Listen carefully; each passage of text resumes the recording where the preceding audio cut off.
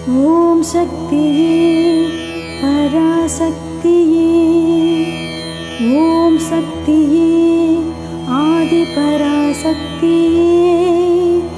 ॐ शक्तिये मरुभूररसिये ॐ शक्तिये ॐ विनायका ॐ शक्तिये ॐ कामाक्षिये ॐ शक्तिये ॐ बंगारु कामाक्षी।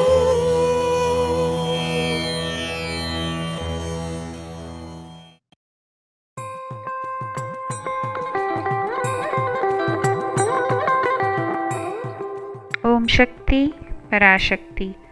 आध्यात्मिकता में पूजा उपासना जरूरी है, केवल परिश्रम से उन्नति नहीं हो सकती।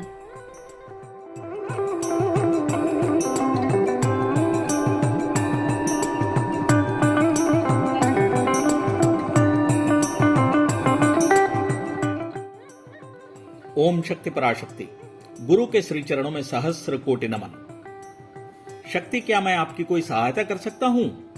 ऐसा शक्ति श्रीवेल ने विनम्रता के साथ पूछा। ये आदि पराशक्ति इंजीनियरिंग कॉलेज के एक विद्यार्थी हैं। दिव्य श्री अम्मा के सिद्ध पीठ की परिक्रमा के दर्शन के उपरांत बहुत ही परिश्रम के साथ चलने की कोशिश करते समय शक्ति चित्रा ने इस स्वर को सुनते हुए पीछे मुड़कर देखा। कृष्णकाय शरीर के साथ थकी हारी, दुखी और संतप्त अवस्था में दिखती चित्रा शक्ति श्रीवेल के पास अपने आप को त्रिची का निवासी बताया और यह भी बताया कि वह दिव्य श्री अम्मा के दर्शन के लिए यहाँ आई हुई है और उसे हड्डी का भयंकर कैंसर है। उसने यह भी बताया कि उसके शरीर में किसी जगह हड्डी की बढ़त हो जाती है।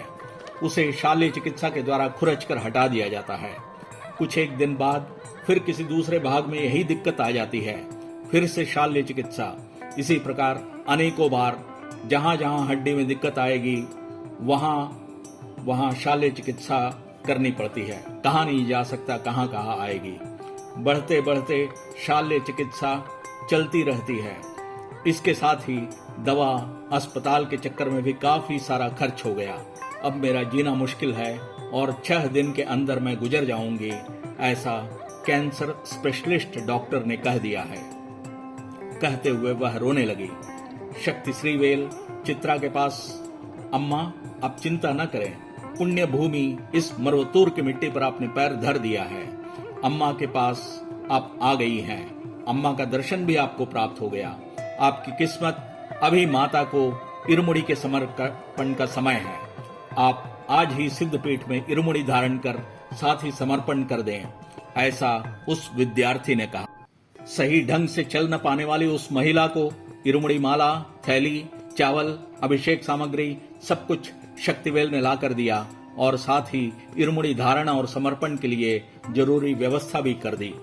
इरुमुड़ी समर्पण कर आने के बाद श्रीवेल ने सोचा कि जैसे भी कुछ दिन में यह महिला गुजरने वाली है, पर यदि यह अम्मा के चरणन कमलों की उपासना कराती है तो कम से कम यह उसमें सहायता प्रदान करेगी और उस महिला को अम्मा के चरण कमलों की पूजा के बारे में और उसके महिमा के बारे में विस्तृत जानकारी दी। यह सब सुनने के बाद उस महिला ने कहा कि इतनी महत्ता भरे और शक्तिशाली चरण कमल की वंदना मुझे भी जीवन काल में कम से कम एक बार तो करनी ही है। पता नहीं इस मंदिर में आने का अवसर मिले या न मिले। ऐसा कहते हुए उस महिला ने अपनी जिज्ञासा दिखाई और फिर इस चरण कमल वंदना के लिए श्रीवेल ने सारी व्यवस्था कर दी। अम्मा से कुछ भी कह पाने के लिए चित्रा की जिह्वा ने साथ नहीं दिया। केवल उसके आंखों से लगातार अश्रु बह रही थी। आध्यात्मिक गुरु अम्मा ने चित्रा पर दृक्पात किया। चरणों में फूल डाल रही चित्रा की कलाई को अम्मा ने पकड़ा। तभी चित्रा की नाड़ी को पकड़कर अम्मा ने कहा कि मैं देख लूंगी।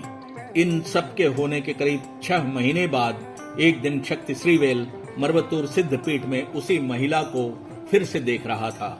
उसे अपनी आंखों पर जैसे विश्वास नहीं हुआ। अगले 6 दिनों में गुजर जाने वाली चित्रा है क्या? वही कृष्णकाय जिंदगी और मन की थकी हारी चित्रा है क्या यह? श्रीवेल आश्चर्य में गोते लगा रहा था। अपनी खुशी को जाहिर करती चित्रा ने श्रीवेल से मुखातिब हुई। चरण कमल वंदना के पश्चात त्रिची वापस में दिन गिन रही थी, पर दिन बीतते बीतते मेरा शरीर स्वस्थ होता चला गया। शरीर में नई स्फूर्ति भरती हुई सी महसूस हुई। एक ही महीने में शरीर स्वस्थ होकर पुरानी अवस्था को मैं प्राप्त हुई।